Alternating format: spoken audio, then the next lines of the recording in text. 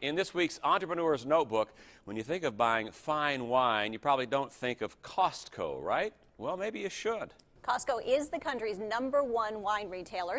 The store sells expensive Bordeaux and has a very sophisticated wine drinker buying the wine there. So it shouldn't come as any surprise to you that a California entrepreneur tapped into Costco's consumer base. Cameron Hughes went from getting his parents' friends drunk so they'd buy the wine he was selling out of the back of his station wagon to running a $5.8 million a year wine company that has developed a cult following.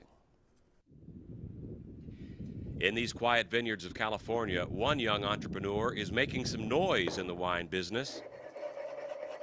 Cameron Hughes is pulling back the curtain on the industry and selling high-quality wines at low prices by taking the distributor out of the equation. That's lovely. So wine itself doesn't cost a lot to make, okay? Your average $30 Cabernet costs about $5 to manufacture for anyone with decent economies of scale. So we're buying up those same wines, bottling them, getting them on the shelf about $8.99, $9.99 when it's all said and done, and you're looking at a $30 value. Hughes buys quality excess wine in bulk from big-name wineries, either already bottled or ready to be blended. He then puts his own label on it. The French would call him a négociant. Here, he's a wine trader. Hughes' business model has given him a taste of success. He operates as a virtual company with very little overhead.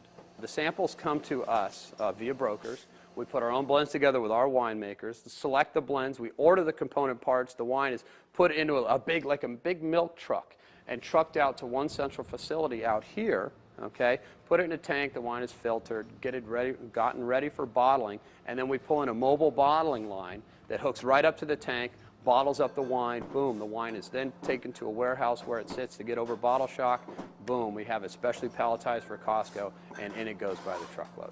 We don't own a tank, a barrel, anything. We only rent time, space. Winemakers basically work on a contract basis. And he sells the wine exclusively to Costco. High volume is the key, so the markup is minimal. Most retailers mark up their wine by 35%. Costco caps it at 14%. Costco loves in and out items. Costco's all about turning different SKUs through their store. This program fits in perfectly to that. Hughes' product has a grassroots following. Emails go out to customers, and sometimes a new product won't stay on the shelves for more than a day. We bottle wine by lot, so we'll have a lot number assigned to each particular blend that we put together. Some of them are 500 cases, some of them are 5,000 cases. And so we just assign a lot number, we bottle it up, and when it's ready to ship, we start shipping it directly to Costco by the truckload. And when the lot is done, it's done.